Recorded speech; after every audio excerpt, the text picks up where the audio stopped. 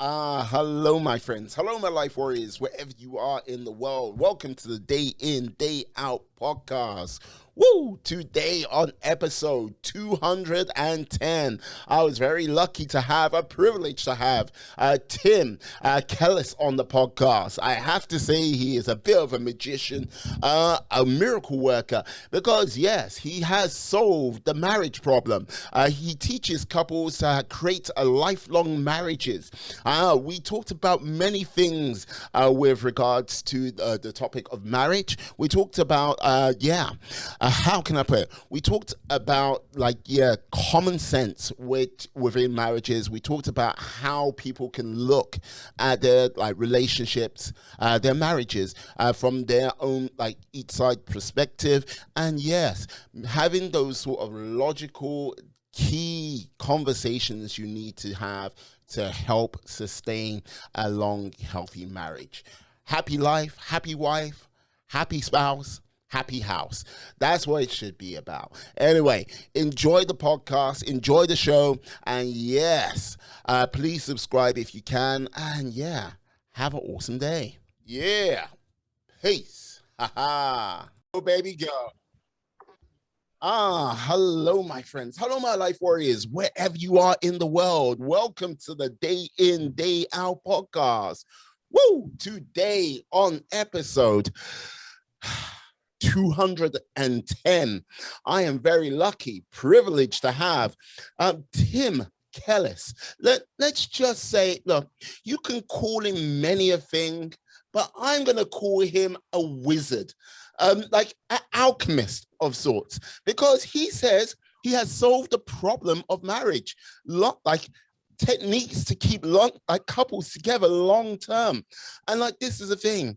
Look, as I sit here, knowing I'm going to make several mistakes, even though I'm not married, and my lady is in the other room. If she hears this conversation, she'll be like, yeah, hey, when's it going to happen? Are you going to propose? Come on, come on, come on, come on. Yeah, I need your help and guidance, no doubt.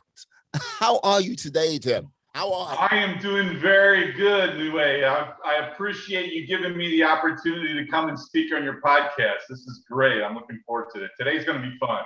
Huh? We can only hope and try. And don't let me down, Tim. Don't let me down. I won't. No worries. Yeah.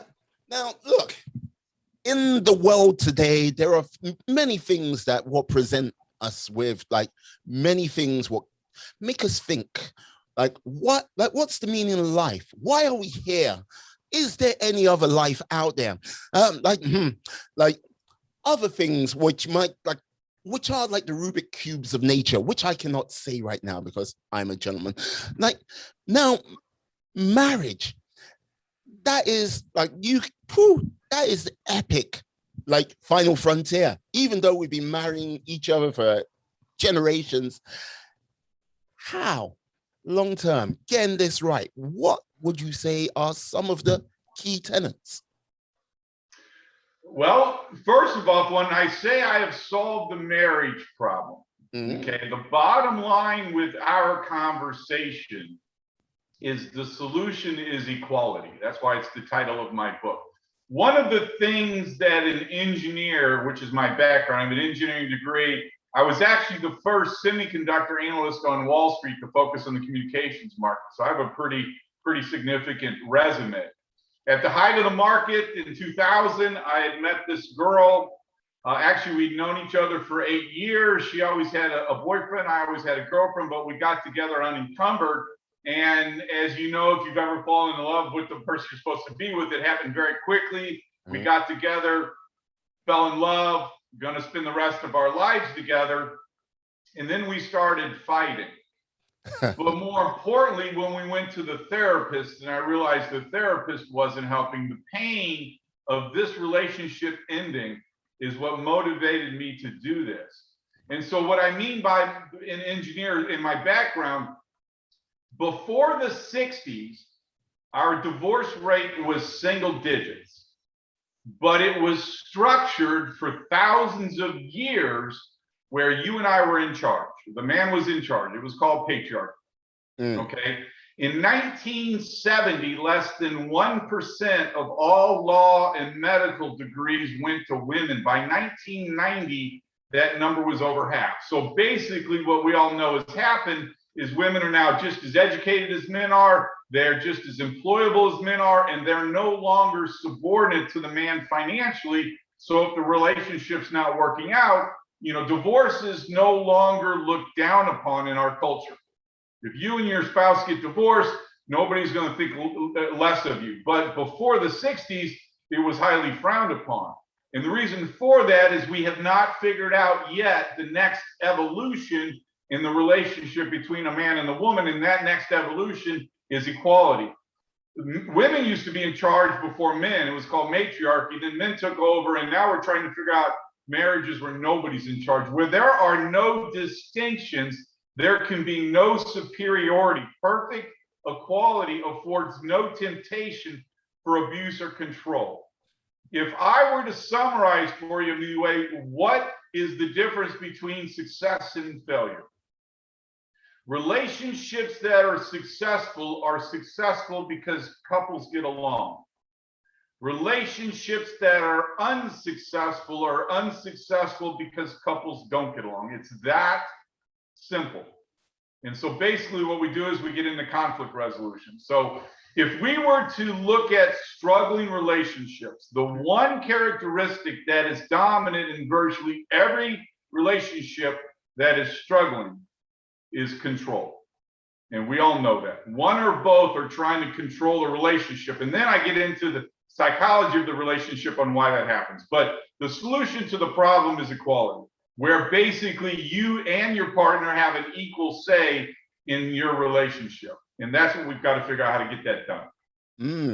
I hear that. And equality would be absolutely ideal in this world today with regards to pretty much everything out there.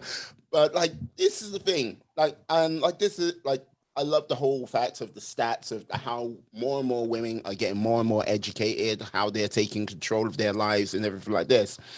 Now, one of the things which is interesting about the last sort of 2 years, 3 years, this sort of shift is happening with regards to sort of education and that sort of realm of equality. More women are going to college, less men are going to college. And with regards to sort of realms of marriage, that is proving to be slightly a problem in Western nations where that's a true fact, where more women are getting more highly educated over guys who are not getting educated, and them sort of before they get to the marriage stage finding that ideal mate, if you get what I mean. Ooh, have you frozen? Oh no, he's there. So are you talking about men are less educated than women? Is that what the point that you're getting? Or men are not as interested in getting educated? No, I'm saying there is a shift in the sort of power dynamic, if you will. More women are making more money than men out there at present. It's turning to turn around. Would you say if couples now come together with marriage, would you say there's going to be more of a sort of shift in the have you seen more of a shift in the dynamic with regard? Well, the way I would respond to your question. Yeah. The biggest hole in our culture of marriage today, the biggest problem in our culture today, as I just stated, it's because there's thoughts and feelings, logic and emotions. Those are the two things that happen in our mind. Okay. Yeah. Historically speaking, before the education of women, men were the ones that controlled the logic and women were the ones that controlled the emotions. Those were the way that they were separated. The man controlled the finances. He's the one that made the decisions for the marriage. The woman raised the children, or she was responsible for the environment of the home. And so when I say equality, what I mean by equality is mental equality, which is where both the man and the woman get to think and feel in the relationship. So the biggest weakness right now in our relationships is men being emotional. Okay. I'm not gay, not that there's anything wrong with it, as Jerry Seinfeld so famously said, because I, Tim, have realized that for me to be a better partner, I'm obviously very logical, but I also need to open up my emotional side. Okay. It's still considered a weakness for a guy to show emotions. We've got to change that dialogue. And so the point is, to the way I would answer your question, 90% of the people that I deal with are women, and 90% of the women that I deal with cannot get their husbands interested in having a conversation about marriage. Number one, we don't like asking for directions. The other response is women are basically taken over now, and they're trying to control the relationship. Have you ever finished this sentence? Happy wife, happy wife, happy life. Exactly. Well, where is the man in that conversation? It's supposed to be happy spouse, happy house. 2/3, this is the only statistical anomaly that I have discovered. 2/3 of divorces are filed by women. Exactly. Like, that is interesting. Like, is there any, like, has there been any sort of common denominator why it's 2/3 women what put that forward? Has there been one common theme? Well, I have to be careful in the way I present this, but one of the things, if you know what a Wall Street analyst does, a Wall Street analyst studies industries. I was considered an expert on Wall Street on both the semiconductor industry and the communications industry. In fact, I could spend the next 2 hours telling you how your phone works. And so when I decided to take on this role about fixing the marriage problem, I studied the psychology industry. Because it turns out if you study the psychology industry with the objective of figuring it out, you realize the impact of love on our psyche. But not by studying Freud. In fact, do you know who Carl Jung is? I have heard of him. Like, I would say he's one of the most, like, famous known psychologists or something like that, but he's the most famous unknown psychologist. He was 19 years younger than Freud. Freud looked up to Jung so much that he considered him not only his heir apparent, but his son. And we know that Freud's theory is that sex is what motivates us. It's still the basis for the biology theory today. Jung disagreed with that, and they had their famous split in 1912. And Jung went much further than Freud did in figuring out how the mind works. But the industry today still follows Freud. And what that means is the industry today is not at all logical. In fact, one of the things that I realize is that therapists are trained, traditionally speaking, to be emotional, not logical. So let me give you an example. This, to me, blows the entire psychology industry out of the water. Conventional science has long held the belief that the mind is nothing more than the reaction of the chemicals in the brain. That's why you'll hear the concept of being chemically imbalanced. That is the most ridiculous concept that supposedly is science that I've ever heard of in my entire life. They still believe in the biology theory, which basically states that we're not capable of thinking, that we're only capable of feeling. So when you go in therapy, for example, the most common approach to therapy is the how does it make you feel question. So when you go into therapy and you sit around and talk about the feelings of the argument that you and your spouse had yesterday without an ounce of curiosity on why that happens. There's no logic in therapy. So if you've ever gone to a traditional therapist, men have a very difficult time in therapy because there's no goal, there's no outcome, there's no objective, there's no logic to therapy whatsoever. And so you sit around and talk about your feelings all day long without any questioning why or trying to find the root causes of the problem or any cognitive discussion whatsoever, any logical discussion whatsoever. There's no logic in traditional therapy. And so I would point the finger to that. Not only that, if you study the relationship books, you'll know that they're all behavioral advice, like the 5 love languages.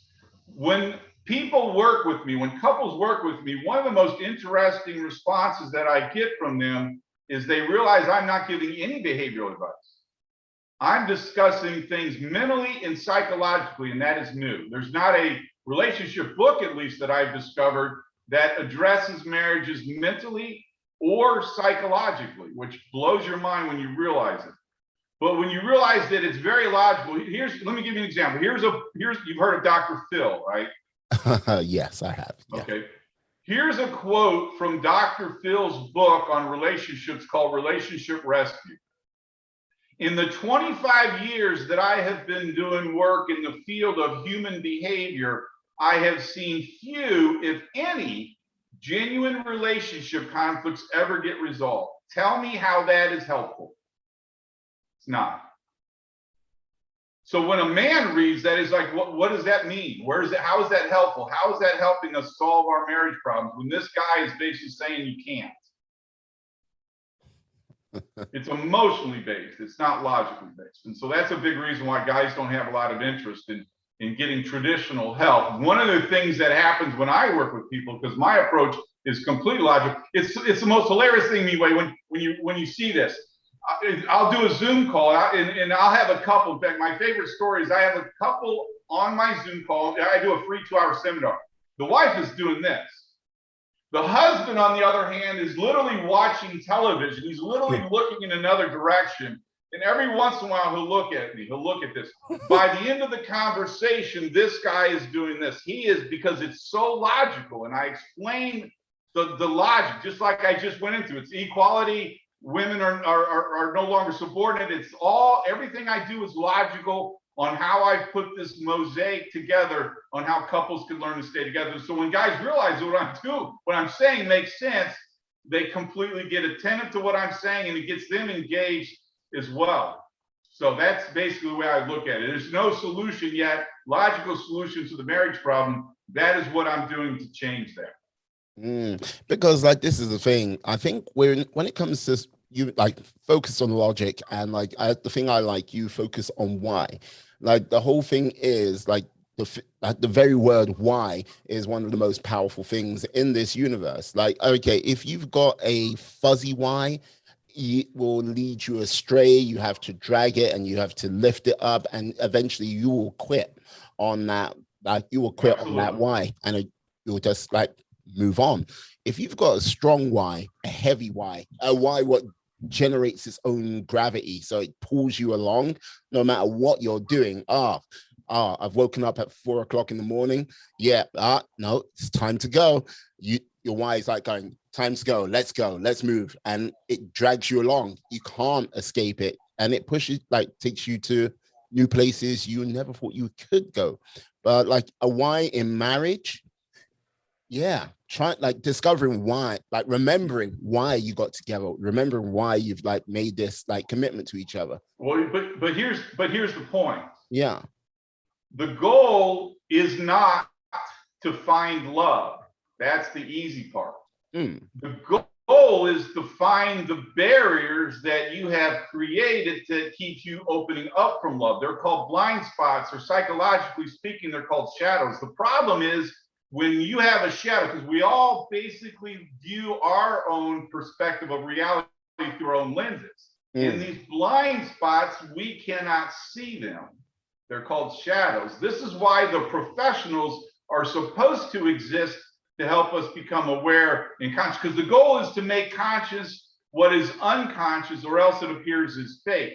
And so why is a question that I'm basically introducing into the psychology industry, because that question is not part of the industry yet. So I am asking the question of why. In fact, I've asked the question all the way down to understanding why people have mental issues, and they're not biologically based, contrary to what the industry continues to preach to us. It must be kind of how can I say it? It must be kind of not frustrating, but you must be sometimes standing there going, wait a second, how can you not see this?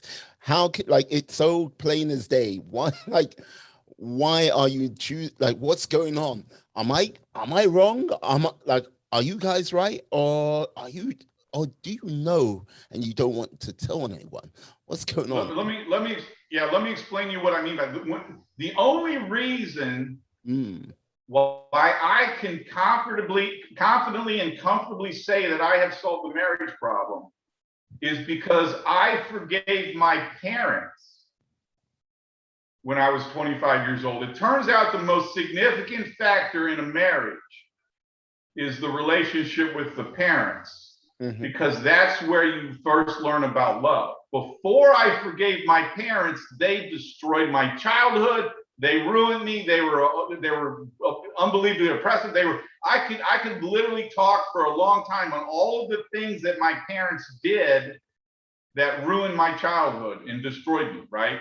But once I forgave them, which means to cancel, by the way, when you truly forgive somebody, you literally cancel all of the anxieties that you have towards them. Only then was I able to open my eyes to the reality that my parents did a good job. And I was able to see the value of what my parents did. I'm not in prison. I was never molested as a child. I mean, really, to be honest with you, you got two responsibilities as a parent. Make sure nobody touches your kids and make sure your kids learn the difference between right and wrong. Those are the two biggest responsibilities as a parent. And my parents, loving parents, in fact, before they would spank us, they would say, we're doing this because we love you. My parents did a great job, but I was blind to that before I forgave them. It took me forgiving them before I was able to look at my parents objectively. But wouldn't you say that just simply comes from the realm of perspective, getting that little bit wiser as time goes by, and basically not being afraid to actually look into those sort of shadows, take a good look at yourself in that mirror, move into those places which might be uncomfortable, to actually sort of learn and grow, wouldn't you say? You just hit the nail on the head. You just concluded my conversation, so we can finish now. So I'm joking, but no, I'm joking. The Chinese have a saying, and that saying is that history is a mirror. If people were to learn one simple thing, and that's instead of getting angry at your partner, you realize that your partner is triggering a nerve inside of you to help you see yourself. Because if you want to get to know yourself, you look in the mirror. And what that means, the point of the saying is, if you understand your history. And so what I do is I get into conflicts. And just to summarize quickly, it turns out that when somebody's angry, there's a fear underneath the anger. And if people would look at the fear instead of the anger, we're focused on the anger right now. You know, you come home late from work and your partner gets mad at you. Okay, if you're not doing the wrong thing, you realize that they're not mad at you because you came home late from work. They're mad at you because they have low self-esteem, they have abandonment issues, mom and dad got divorced, they have some fear that you triggered within them. And if couples could only learn to turn the conversation towards the person who is angry, to realize and understand what their fear is that's motivating them to be angry, now you're going to the root causes of the problem. And now you can get to what needs to happen in order to solve the problem, which is, again, you've made a couple comments about growing up. This is a maturing process. And this first step, by the way, is forgiving your childhood. But once you get through that process, then the next steps are getting to know who you are, patience, forgiveness, all of these things that we are supposed to be doing as adults, which makes us better partners for our spouse. But we have to go through this maturing process in order to be able to open up our eyes to the objectivity of who our partner is, not looking through the lens of our history and our background based on what we've learned about love that our partner had nothing to do with. Because again, your partner's not mad at you because you came home late from work. They're mad at you because they're afraid of some low self-esteem or some issue of their background that they have yet to understand how to explore. And what you basically do is you learn as a couple to be sort of mini therapists with each other. So if your wife were to walk in here, or your girlfriend were to walk in here now, and she start yelling at you, and you could turn around and say, what are you afraid of, honey? I love you. I want to spend the rest of my life with you, whatever. Then you turn what do you mean, what am I afraid of? Well, you're mad at me because of some fear, because I love you. I'm not trying to upset you. That's the most interesting thing about conflicts. is no moral person, at least at the beginning of the relationship, is trying to upset their partner. You know, you didn't, if your girlfriend's ever got mad, you're not trying to upset her. You know, it's only when the relationship is at the end that you don't care any longer. But your partner still can get mad at you, even though you're doing what you think is supposed to be the right thing because of the lens that they're seeing through. So with this, like, what would you say? Okay, people like trying to get people to look through those lenses, trying to get them to sort of like get past like whatever sort of distraction what might be there to the like being able to see the truth or and the truth of the situation of that person. What would you say, apart from like, yes, dealing with the childhood first of all, how can you sort of convey that to each other? This is what's going on, and like, well, you need to have a better look at each other rather than look at the BS issue which might be there. When I work with couples and they grasp this one concept, it's almost as if I can hear an audible click that it finally clicked. And this concept is when couples learn to take on the world instead of taking on each other. Okay, when you get there, in order to do that, you have to create a judgment-free zone in your marriage so that both can bring up things that they may not be so proud of about their past, knowing that their partner won't judge them. When they do that and they learn the concept of growing together, which is what we're supposed to be figuring out what to do, when you grow together as a partnership, you learn to take on the world instead of each other. But it's important to understand what a partnership is. Okay, when you understand that, let's say midway that you and I are going to start a business together. Okay, would we be successful if both of us were salespeople? Well, it depends what type of business it is. No, that's not the point of a partnership. If we are both salespeople, we are redundant. Successful businesses occur because the two people that found the company are skilled in different things. You have your skill set, I have my skill set. Okay? Partnership is not about being the same person, is the point I'm making. Because when people think that their partner's not like them, their partner's not supposed to be exactly like them. You have your skill sets, your girlfriend has her skill sets. And when you realize that, in fact, if you get into the biblical world, you know, one of the problems with the Bible is it's patriarchy written. So the wife is subordinate to the man, but the reality is that then they get into the concept of submission. But what submission really means in a true partnership is you submit to your girlfriend's skills and your girlfriend submits to your skills. Just like if I was an accountant and you were a sales guy, you would submit to my accounting skills and I would submit to your sales skills. That's what a true partnership is. Yeah, I often I hear that and like, you know what, the way you're saying it sounds solid, it sounds logical, it makes all the sense to me in the world. But like, this is the thing, like I have seen and I've been in sort of relationships where it's just be like, okay, yeah, got to be the same, got to think the same, like, yeah.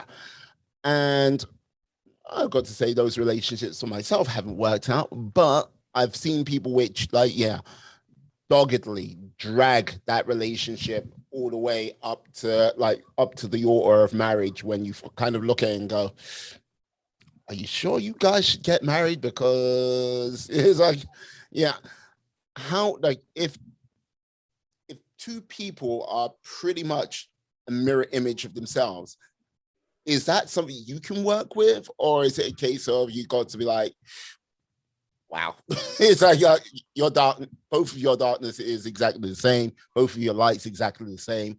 How on earth are you going to make this house stand?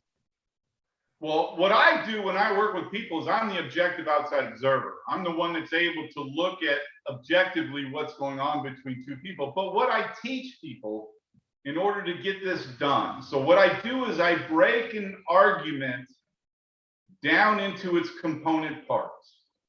It turns out there is a process that leads to an argument. It begins with an insecurity. which is a fear and anxiety. And the example I like to use, because most of us can relate to this, say your parents got divorced.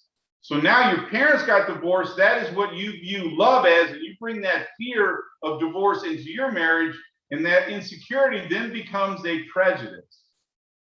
This is one of the things that I've discovered that's new in the psychology world, and that's that our mental problems are nothing more than prejudices.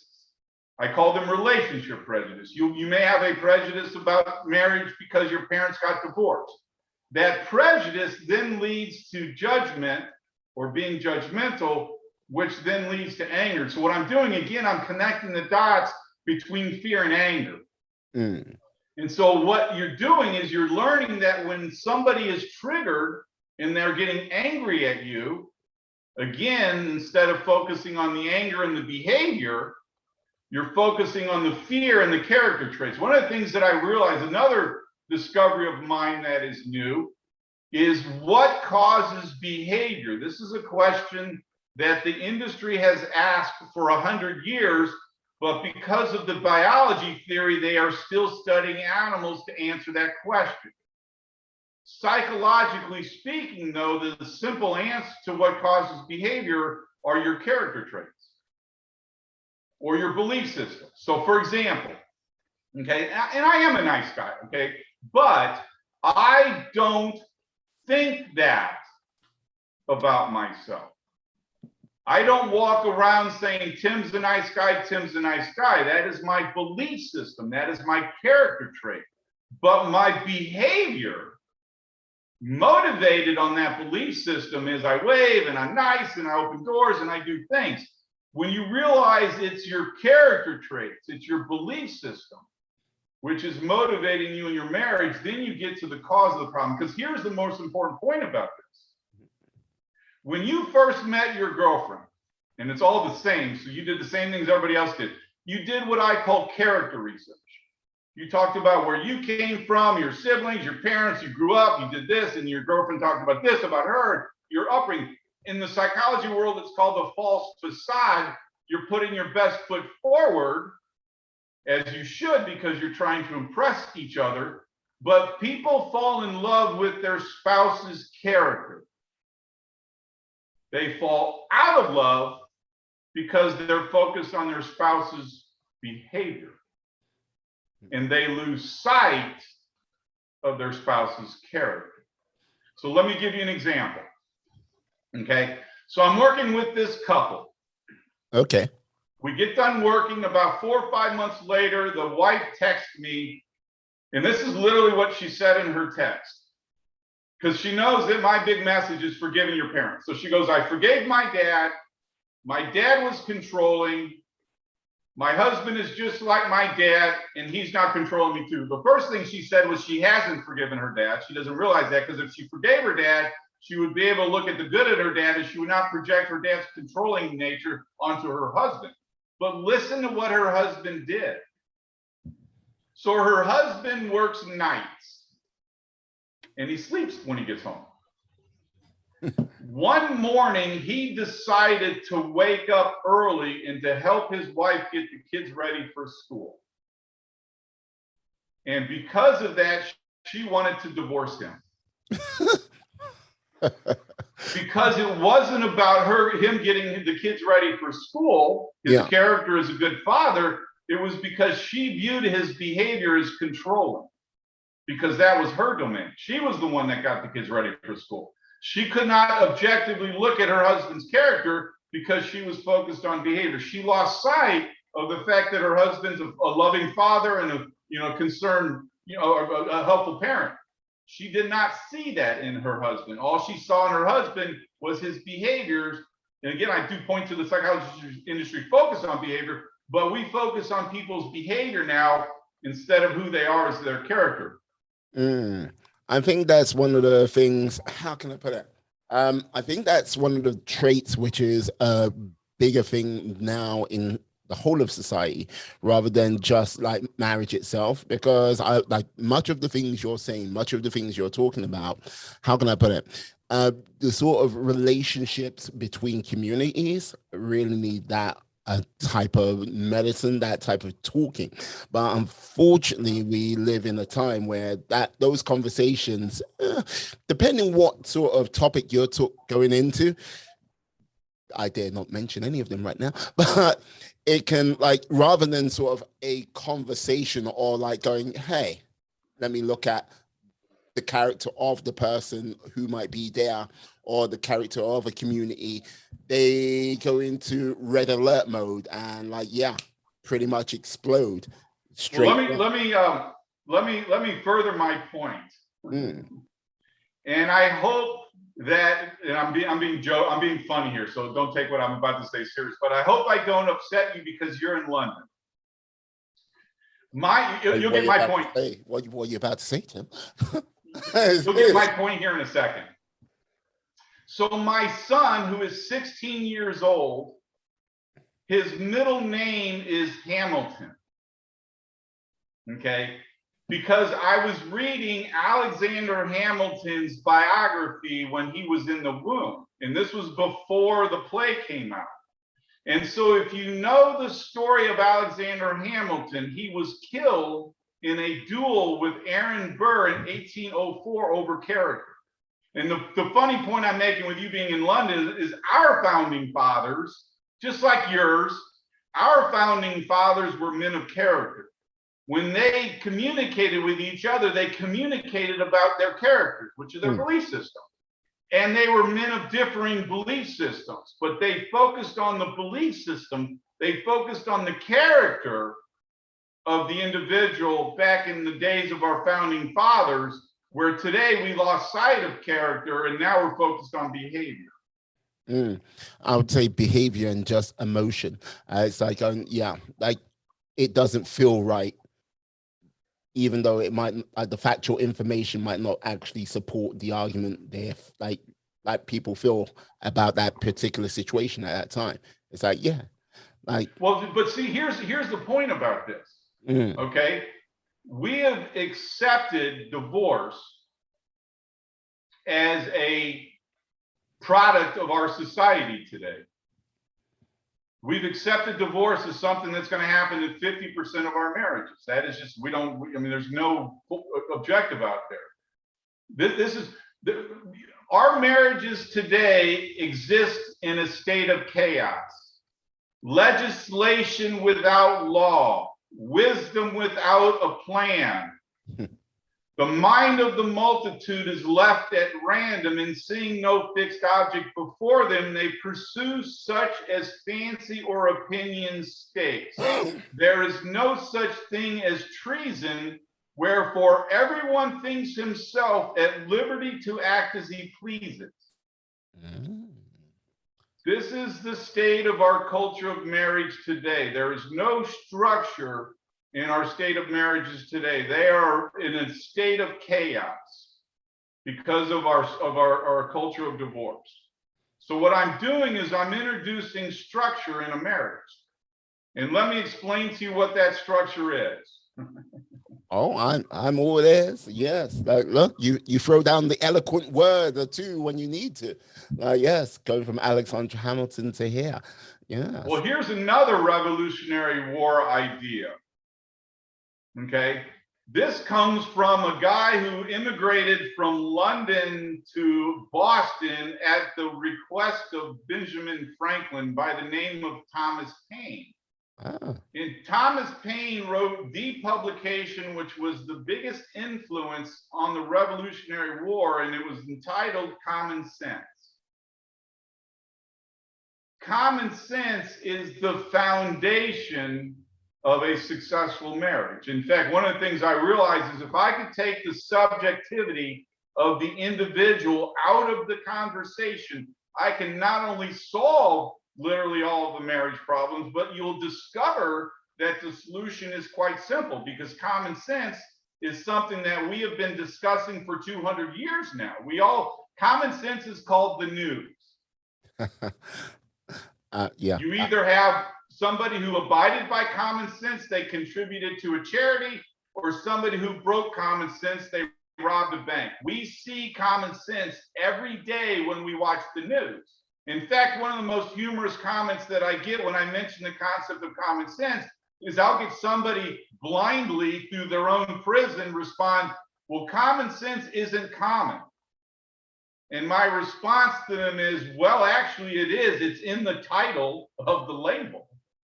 What they're saying is they've experienced things that are not common sense, thinking it's common sense. And what they have to understand is this notion, and common sense, quite simply, is nothing more than what most people would agree to.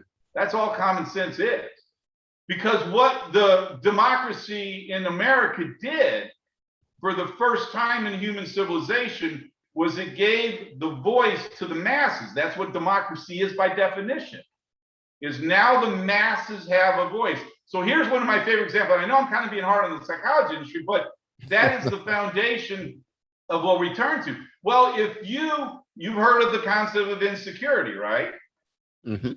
Insecurity does not exist in the psychology textbooks. It is referred to as a neurosis, a disorder, a psychosis, all of these biological descriptions of our mental problems. Well, they're not true. And so since the professionals did not actually solve the problem, it took the overall community to come up with the concept of common sense, of insecurity as the source of our mental problems.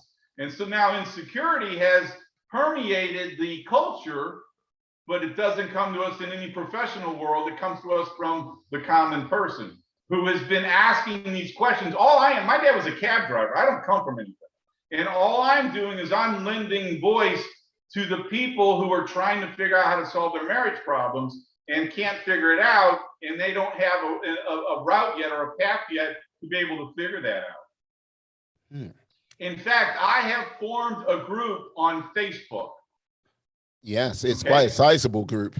You're okay. I was wondering if you and I connected on that group. Yes, in fact, we're just going over 19,000 members in my group. It's called the Marriage Support Group. If anybody who was watching this wants to join, it's called the Marriage Support Group. Just went over 19,000 members, and I get about 100 posts a day in this group, and about half of them are my husband does this, my wife does this, and so the collective community. This is one of the reasons why I built this group, is the collective community is coming to give help. Now, granted, there's a portion of the help that's divorce them, judgmental, get out of it. But there's also, and I'm trying to motivate more and more people to actually give productive advice. Have you thought about this? Do you do this? And you'll get better guidance in my group than you will with the 5 love languages or other behavioral advice. Because the community is looking at this from a mental perspective. And again, that's new in the marriage business. Mm-hmm. So how long did it take you to build your community up to 19,000 people? Because that is a sizable feat. Well, so let me tell you my group story. So, and I'll be short on this, but I belong to about 40 marriage groups. I have been kicked out of about 12 marriage groups. In fact, one of them is called Fireproof Your Marriage. Is a really good Christian-based reconciliation movie called Fireproof. Yeah. A guy formed a group called Fireproof Your Marriage, a Catholic priest, and he and I went about 6 months back and forth on what I could and could not post in this group. He was trying to control what I could not post, which there was validity to it. He wouldn't let me post any links to my event, for example. I couldn't reach out to women. They had to reach out to me. It all made sense. But 6 months into this process, I found out that I was blocked. I begged this Catholic priest literally every 2 weeks for the next 6 months to let me back in. And he not only did not, but he never responded to a single text that I sent him, a single DM I sent him. So one of the things that I've done in my group, which is new and unique, is I allow other marriage experts to contribute. Yeah. In fact, I promote other marriage. I want them, whenever they reach out to me personally, I say, please give help. You have events. You have free access to my group, because there's 19,000 members. There's not, obviously they're doing financially, and there's greed and ego and all the reasons why they build these groups. I have no ego and I have no greed. It's not about me. My mission is to lower the divorce rate. And one of the things that I realize is I can't do it alone. just so you know, me, where I'm at now, I belong to an organization called the Mentor Studio. The Mentor Studio was founded by a guy by the name of Michael Silvers, who created the peak performance coaching program for T. Harv Eker, and his business partner is Mary Glorfield. Mary Glorfield was Tony Robbins' VP for 18 years. And one of the biggest things I've learned with the Mentor Studio is don't do this by yourself. And so I belong with a community of other people who have a message to share with the world, and we're all helping each other. I'm about to get on big stages where I'm going to take my message to these big stages. Yeah, like this is the thing. One of the things when I speak to people, one of the things I commonly come across when I know someone's making a mistake, they don't actually look to sort of build a team, build a community around them to help them like push forward. Because if you want to do something big, grand, or like quite momentous, you need those people around you. If you don't have those people around you, it will never work. And this is the reason why you need these people, because like, yes, as you say, with regards to if you're starting a business, you can't have and there's only two of you, both of you can't be doing sales. It's a case of if you want to like talk to a large group of people where it might be it could be different couples, like from different parts of the world where you might not be able to connect with them, but someone else would be able to connect with them. That works out great. If it's a case of it's the same sex couple and like you're like, I have no idea about same sex relationships, but you got the next person coming in to support you on that, great. It just means you with your organization can just do so much more, be so much more, and be that servant to help reduce that divorce rate on that greater level. Oh, absolutely. Yeah, it's a community. I used to be really involved with Clubhouse. I've met dozens of other marriage experts. Most of them, or literally virtually all of them, have a biblical approach to marriage. You get better guidance from people with a biblical background, because I read 24 relationship books as part of my research, and forgiveness is not mentioned in a single relationship book, but forgiveness is part of the religious teachings. It's not part of the psychology teachings. So you get better guidance from a biblical perspective. So I've been able to build relationships with a bunch of other people in the marriage business who approach it from a biblical perspective. Why is like forgiveness not a more of a common theme? In any of these relationship books? So let me give you the final straw in the relationship between Freud and Young. Okay. This was a conversation between Freud and Young. Freud looked at Young one day and said, "Whatever you do, my dear son, please promise me this one thing." And Young describes it like a father telling his son, "Promise me never to miss church on Sunday." He looked at Young, he said, "Please promise me this one thing. Promise me that you will never abandon the sexuality theory, a dogma of it. We must make an unshakable bulwark." And Young, surprised, looks back at Freud and said, "A bulwark against what?" In which Freud responded, "Against occultism." And so that got Young thinking. Imagine if you and I were business partners and I were to tell you, "Whatever you do, Miwei, promise me you'll never disagree with me." Yeah. No worries. It's Miwa. Miwa. Okay, I'm yes. Miwa. It's like people are going, "Who is this Miwa guy?" No, but Miwa. Yeah. So again, that's not the way professionals dialogue with each other. And so what Young discovered, Freud grew up in Vienna, Jewish. Who else grew up in Vienna at the same time? Hitler. Do you think that Freud experienced any anti-Semitism? Of course he did. Hitler burned his books in Berlin in 1939.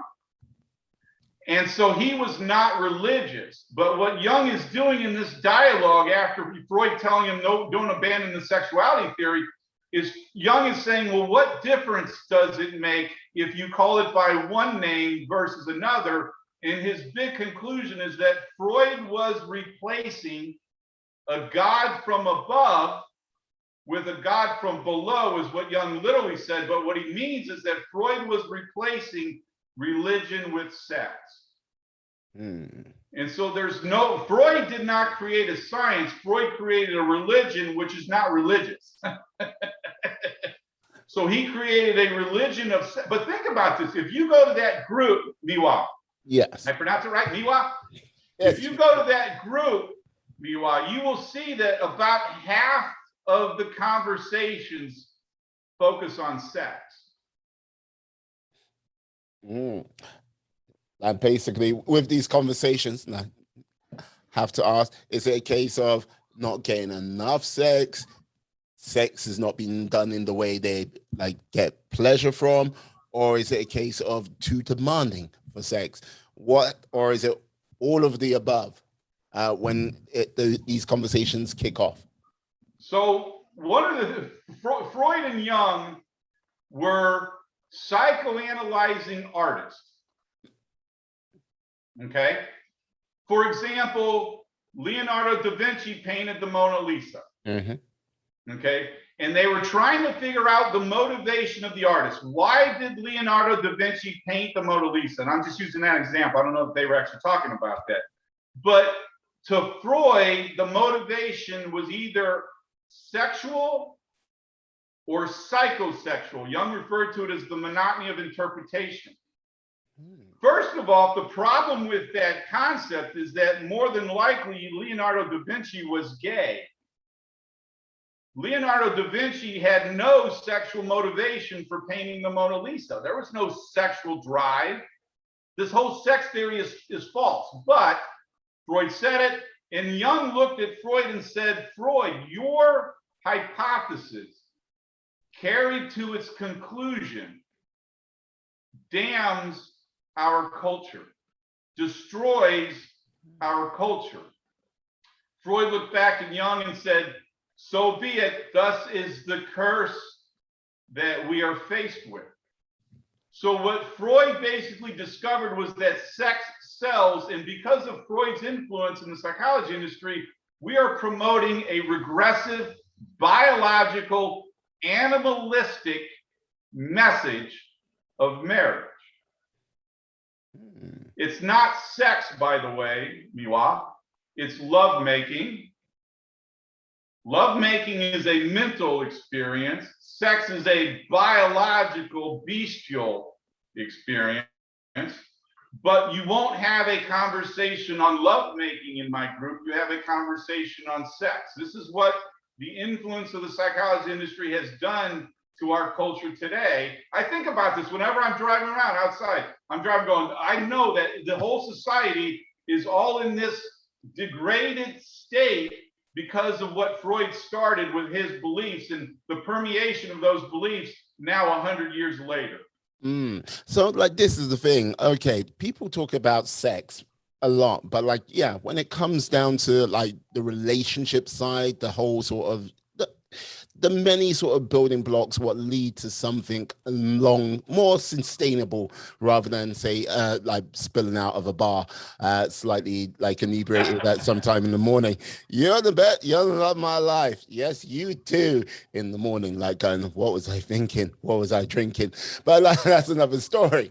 But like, yeah, what like would you say we need to just encourage more conversations about relationships, encourage more conversations where, yeah, not to like put sex away in some dark corner, like some taboo, but it's there, but how like sex can add to a relationship, what it means to a relationship, all that encompassed into what everything a relationship can give, enhance, and in some respects take away. It's not always positive upside, but you know, there is but be able to talk the truth about relationships on all levels.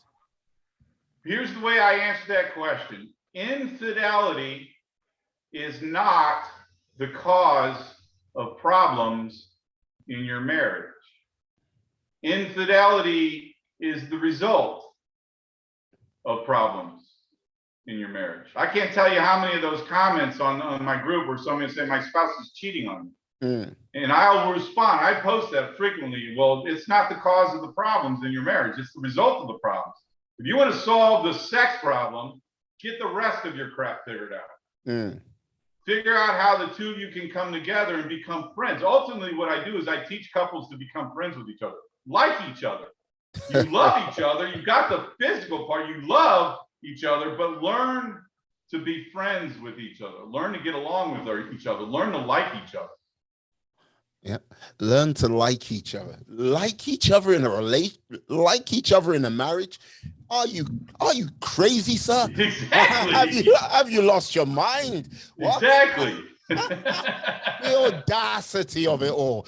Like, well, but it's important to understand me. Well, it's important to understand in 1900, 5% of the population in America graduated from high school. 5% got high school diplomas in 1900. That means 95% of the people did not graduate from high school in 1900. I have a graduate degree. Not only do I have an engineering degree, and not only that, with the internet, which is the information age, we are so much more aware today than we have ever been. A balanced ego is not when you're better than anybody else. It's when you're better than you used to be. That is the billion-dollar objective for each of us, to be able to stand on our own 2 feet and have an objective combination of dependence and independence within a marriage, so that we can grow into who we're supposed to be and our partner grows into who they're supposed to be. Let me make a profound point here with you, Meanwhile.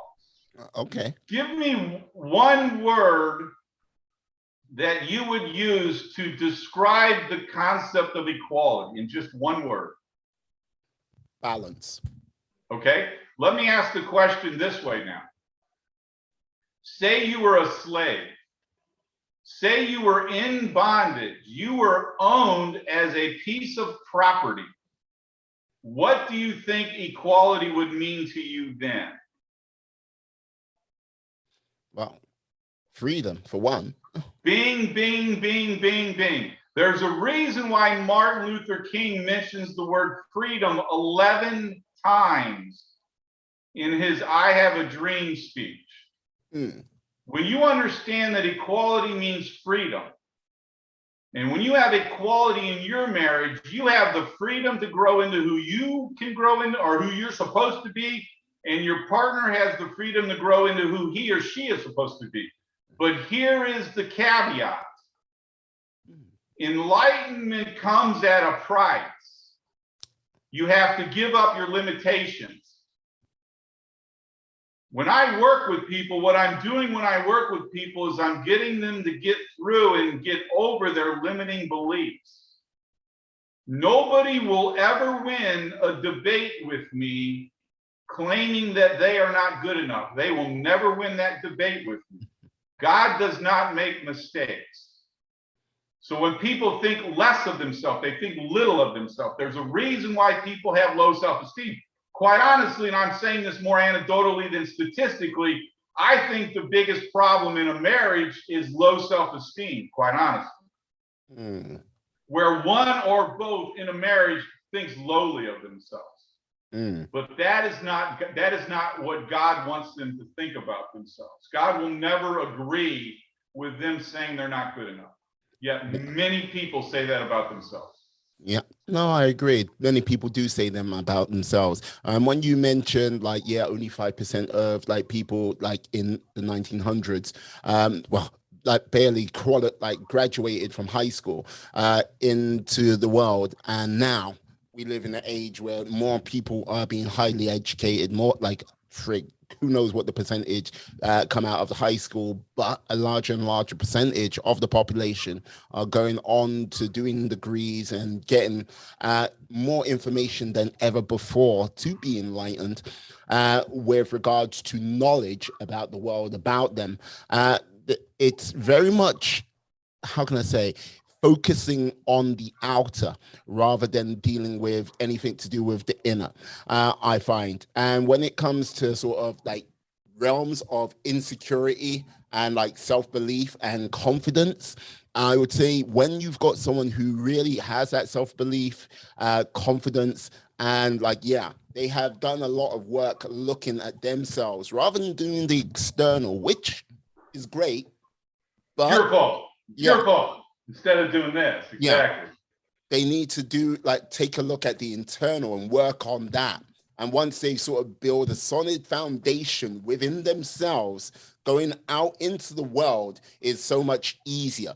Going out and facing new things becomes not.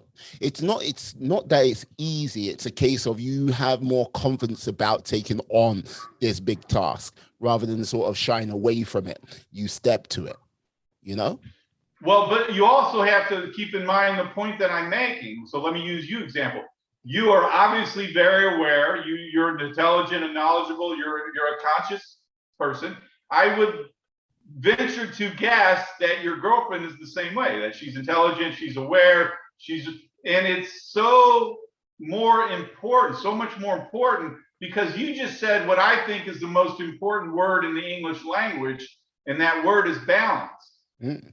That is what is key. In order for you both to be balanced, you guys got to be aware of each other. I mean, it's so much easier for one of you to be able to start trying to trigger the control mechanism, because ultimately what I'm doing is I'm neutralizing the power drive. I'm eliminating control in a marriage. But it would be real easy for one of you to say, I'm the boss. Mm. Okay, remember 2/3 of divorces are filed by women, but men and women are both now very aware of who they are. They're very conscious. We have, in fact, I've said this literally my whole adult life, and that's that I live my life in my mind. That's a phrase that I've been saying to myself forever. I know that my whole world exists up here. Watching you is an experience that I'm bringing through mentally, and I'm experiencing myself in my mind. We are all this way. We all live our lives in our minds. But what happens is now you realize that I have the choice on whether I let something upset me or not. Mm. And so here, let me go through one of the other big things that I teach. Okay. Again, getting back, I love democracy. Life, liberty, and the pursuit of happiness. When most people see that phrase, they look at the pursuit of happiness part. What I do is I break down life and liberty. Life is morality. All life is precious, taught to us by the church.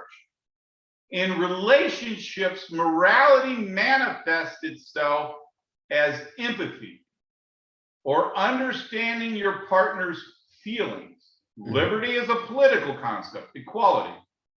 In relationships, equality manifests itself as respect or understanding your partner's thoughts. In fact, it comes to us from To Kill a Mockingbird. If you want to understand a man, you have to walk in his shoes. The biggest thing that I teach couples that when I work with them is learn the ability to see things from their partner's perspective. So let me give you the example that I use to demonstrate this point. Okay. Do you get mad at slow drivers? Not so much me. My lady definitely does. It's like, yeah. I used to all the time. In fact, when I was working on Wall Street, I had a sports car. So I used to, drive very fast, and I would get so upset at slow drivers. I have solved that problem for myself. And how I solved that problem was when I realized that the other driver is driving someplace too. When I was able to look at the slow driver from their perspective, all of the anxieties behind slow drivers has been eliminated. But think about that concept as it pertains to your relationship. Think about if you're able to understand things from your girlfriend's perspective and she was able to understand things from your perspective. You realize that conflicts disagreements are going to always exist, but arguments will either go away or they will be very rare when there's a pause.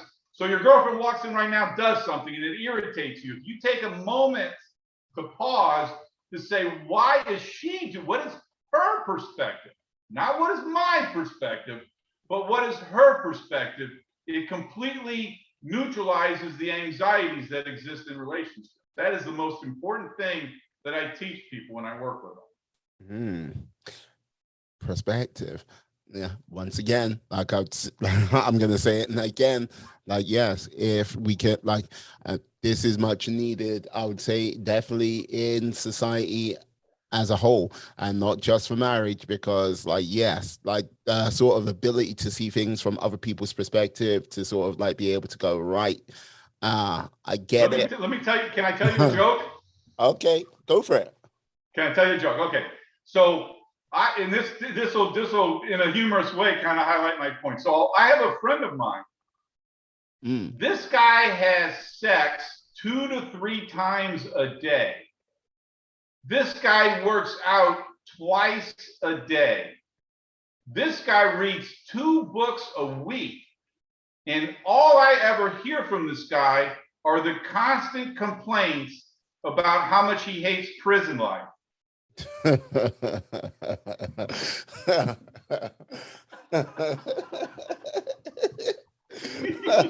That's a dark joke.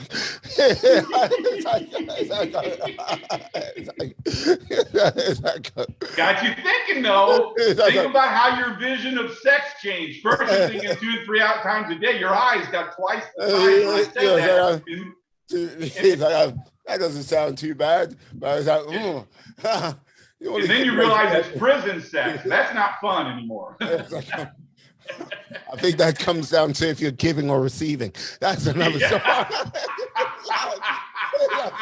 That's what I'm going to say.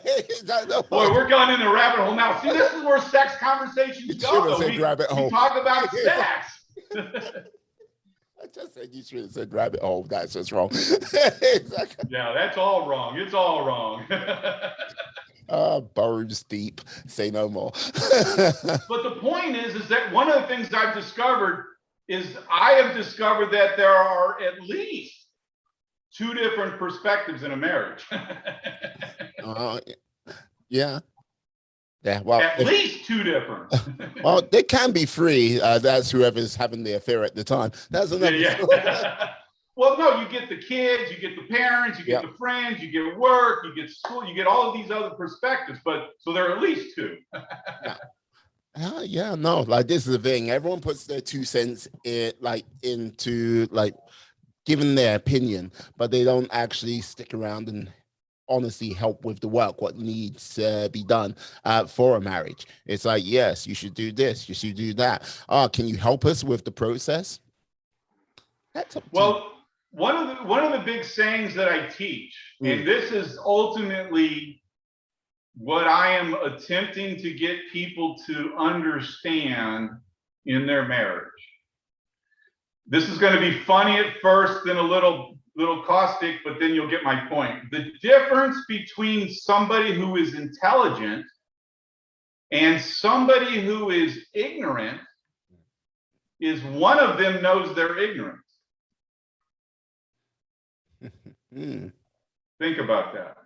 I am the most ignorant person that you'll ever meet, and I don't mean that in any degrading point whatsoever, because I know I don't know a lot. Once people realize they don't know everything, well, you know how a conflict goes. You're 100% right, she's 100% wrong. Her response is she's 100% right, and you're 100% wrong. I hate to tell you this, but I don't think I will ever, ever, ever find a problem in a marriage that is 100% one person's fault. I don't think it exists. Well, like, this is the whole thing. Like, you're always gonna get, like, yes, the sword. Like, yes, their side, your side, and in the middle, the truth. Getting that sort of, like, anyone who is truly aware of themselves knows there is more to it. But in that heat of the moment, when you've got that sort of ape brain going, reason, logic and reason quickly go out of the window. And it's just about being out. But to argue with a person who has abandoned the use of reason is like administering medicine to the dead. Mhm. Once you get to that state of an argument, you are at a point of no return. You've got to pull yourself out of that emotional state, because it's important to understand me why. So you're a jerk. So that I just yelled at you. I just said it. I'm joking. No, but the point I'm making is, so when somebody is at that state of mind, and I didn't literally, I'm just making a point, but when I call you a jerk, I'm doing that unconsciously. I am in an elevated emotional state. So when you get to that, you're not aware. Again, I'm not really saying that, but if I were to really say that, when people get into this, they are unconscious. I'm not saying logically you're a jerk. That's not a logical, that is an angry, argumentative, emotional, unconscious concept. So in fact, when I teach people the "what are you afraid of" question, so if you learn what I teach and I call you a jerk, you look back at me and go, "Well, Tim, what are you afraid of?" What that does, it pulls me out of the emotional state back down into the logical state. Now I have to get back into logical. Well, because of this or that or whatever. But so what I'm doing is I'm pulling people out of that unconscious emotional state, unfortunately, that most relationships exist in. Most relationships are unconscious, in that most relationships are reactionary. Have you and your girlfriend ever sat down and said, well, when we have conflicts, this is how we're going to handle it. We're going to do it this way, this way, this way, and this way. That is when you become aware of how you deal with conflicts. Or do you just wait for something to come up and you start responding in a reactionary mode, which is an unconscious response when you don't understand what's going on? Honestly, I can't actually say it's one way or the other. Like, to say it's like, yes, to like we logically work things through one stage to the other, there might be some of that sometimes, but like, yeah, to say it's just purely a reactionary thing, maybe sometimes, but most times, no. It's just one of those things I haven't really ever sort of sat down and gone, I must analyze what goes on with my relationship. And yeah, like, but also bear in mind that you are more than likely a pretty good guy, pretty conscious, pretty aware, pretty healed, pretty mature. You probably got a good sense about you. And again, since like meets like, I would think that your girlfriend's the same way. But we're talking about people who have very unhealthy state of mind. Then, like, like going through, like when your first example of like going, yes, let me work my way through it, is never going to be an option to a couple like that. Yeah, it's going to be much more of a reactionary state where like things like whatever is the flare up or like that incident, which may be as small as, oh yeah, you left your socks out, rage. Or like, yeah, you don't like, you never seem to get ready in time, rage. Wherever that lies, it's just the husband wakes up early to help the kids get ready for school, rage, control, anger. I mean, this is how we are not aware. And so this wife just jumped to these conclusions emotionally without even being aware of what she was doing. And when I got the two together, I was able to pull her out of that emotional state and get her back into that logical state and get them back on track. But I would say for some couples, just to say do it by themselves, it is almost a nigh on an impossible task, which is good news for your business.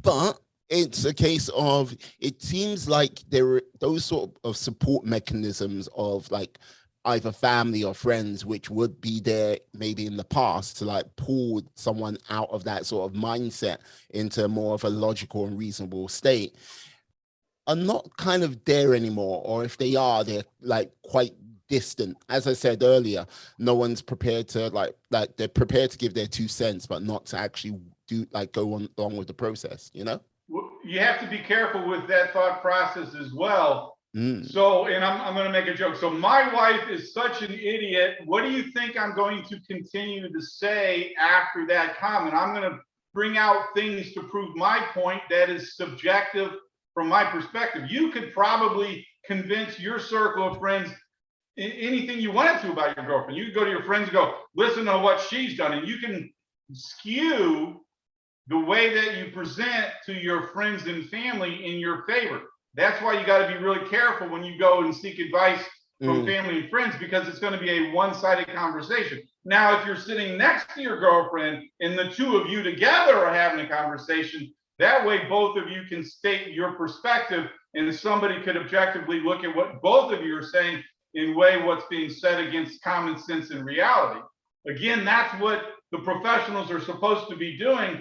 They're supposed to be the objective outside observer. That's what I am. I am basically just the face of objectivity. That's what I do. That's what I provide.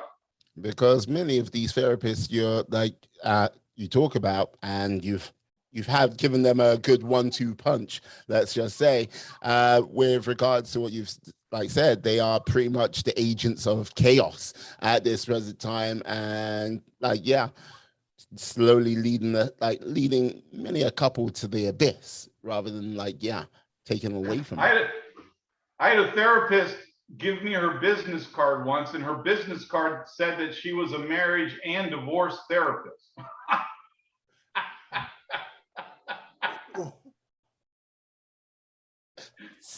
No, I say that again, because it's like please, she was a marriage. Well, you got to understand, divorce is better for business, because divorce means there are more people that are screwed up that they can get access to work with.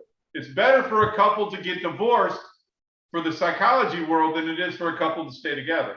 You know what? If I ever was in the position where I needed a couple's I needed a marriage counselor, and on the business card it had marriage and divorce, just be going, huh? It's I'm just going, yeah. You get them coming and you get them going. Take your card back. Stay the hell away from me, because ultimately you got to think they're not going to be in it to for your best interest, your best benefit. It's goes to the rocks. Thank you very much. You still need me. Exactly. So, but this is the point. Is I realize where I'm at and how much more advanced than my message is. In fact, I actually advance some of Carl Jung's concepts. I've got some original ideas that advance some of the things that Carl Jung has discovered, which is really cool when you get to that level of depth. But there are things that we need to learn. But this is the point. We have a 50% failure rate. Imagine if 50% of our cars failed, or 50% of the Pepsi that you drank failed. We would have an uproar. We would, as a society, would gather. What? You can't have 50% failure rate in soda. Look, it's sugar-free. Don't judge me. But we have a 50% failure rate in our marriage, and we just take it for granted. Oh no, this is the thing. A 50% failure rate in anything is unacceptable. You don't pass the test at 50%. You know what I mean? No, it's unacceptable. And you're oh, there is something severely wrong with what's going on. And trying to rectify that, trying to repair that type of the institution of marriage, it's okay. What we must think in a different way. We must go in a slightly different direction. If we don't, what's the percentage rate in 10 years' time? Think about it this way. In essence, what I am communicating is that children are products of their parents.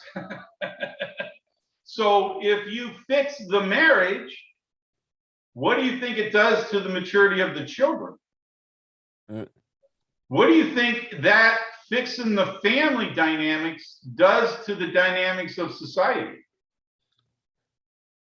This is the thing. You could maybe you can correlate the divorce rate to her societal needs. But I can only imagine it would it would be a factor which would lead to more of a plus than a negative in a child's life. Let's just say, I can't go, yes, it'll be the be all and end all and fix everything. But yeah, but it'll definitely. No, that's not true, of course. But our society starts, the kernel, the seed of our society starts with the family, and the seed of the family starts with the parents. So if we fix the relationship with the parents, what that basically manifests itself throughout the food chain, so to speak, is, yeah, exactly. It raises the level of our society if we are able to fix the marriage problem. Indeed, indeed. So you mentioned you are aiming to get on big stages, like moving forward. So what direction do you want to like take this in? Look, you got 19,000 people out there on Facebook, like, and growing each and every day. And like, what is next? Is it a case of 1 million people? Like, is it a case of like trying to save 1 million marriages? Is it a case of trying to save 1 billion marriages? What is next? Well, that's why I like saying lower the divorce rate. So ultimately, yes, the point is to build this sort of tidal wave, and the result of that is you can see statistically that marriages have changed. My goal is to change the culture of marriage, in essence, to wake up people to the significance. And to be honest with you, the reality is your number one priority in your life is the person you sleep next to every night. Not your job, not your kids are only slightly below that, not your football team. None of this is more important. I'll disagree with you on that. Exactly. My lady knows where she comes into the pecking order. Yeah, exactly. Yeah. Hey, we don't need to we had our football conversation before you hit record, so we don't need to go back there. But yeah, you and I could talk about football for a while as well. Brilliant. But that's what we're doing, is we're raising the level of priority of the person we sleep next to every night to being number one as opposed to the last. Right now, our partner is the last on the priority list. Everything else is more important, and if there's time or energy or whatever for our partner, then our partner gets that as the last in line, versus you put your partner first, and then everything else falls in place when you do it that way. Do like that. Now, at times go away for us. Like, yeah. Now, for the final question, I have to bring it to a close. I'm sorry. Okay. I'm enjoying our conversation, but yeah. But like, me too. Yeah. But for the final question, now, I have to reveal to you that I am a being of supreme cosmic power, and I can give you one wish and one wish only. You cannot wish for more wishes. You cannot put down a list of things on a piece of paper like going, I wish everything can come true. No world peace, no COVID being gone. It has to be one wish for yourself or someone you know to change their world. What would you wish for? My one and only focus right now is to get on big stages. My wish would be, let's say once a month, put me on the stage in front of 10 or 20,000 people. That would be my wish. If I can do that once a month, that's the way I can really start having an impact on our culture of marriage. Excellent. Tim, loving you a lot. Hey, can you tell the lovely people how they can find you out on the big wide world web? Exactly. Well, the easiest way to do this, I offer a free 2-hour seminar. So if anybody wants to get engaged with that conversation, my email address is my name, Tim Kellis, Kellis as in Sam, at happyrelationships.com. So Tim Kellis at happyrelationships.com. The other way, as we've been talking about, go to Facebook, search on Facebook, the Marriage Support Group. You'll see a picture of a couple kissing. Feel free to join the group and we can stay connected that way. But the easiest way, just reach out to me via email, Tim Kellis at happyrelationships.com, and we can start a dialogue that way. That's the best way to get in contact with me. Awesome. I'll also put all of this information in the show notes, in the description. So yes, find Tim, connect with him, and yes, he'll be a great help. Tim, I have to say, thank you very much, sir. You have been a superstar, to say the least. Yeah, there he is. Meanwhile, listen, I appreciate the time, the opportunity, the platform. You know, your podcast has been doing great, and so I appreciate you giving me the opportunity to share my message along with all your other voices that you've allowed to come on your podcast. The pleasure is all mine. The pleasure is all mine, sir. Yes, awesome. And let me say this to you, my friends, my life warriors who are sticking with us up until this point. Let me just say thank you for doing that. Please stay safe, stay well, be awesome, be excellent, be fantastic. Be all the positive bees you can be in this world and then some. Have a great day, guys. See you later. Oh, yeah. Peace. Yeah, waving away. Where are we? And we are.